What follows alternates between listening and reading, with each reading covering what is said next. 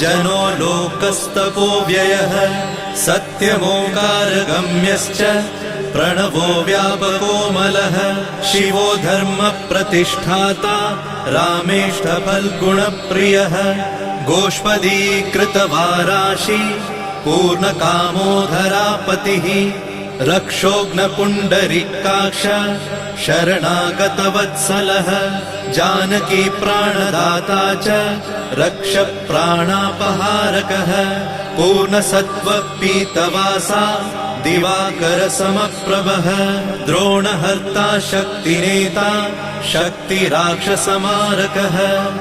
रक्षोघ्नो रामदूतश्च शाकिनी जीवहारकः भुभुक्कारः तारातिर्गर्वपर्वतवेदनः हेतुर्मान् प्रांशुबीजं च विश्वभर्ता जगद्गुरुः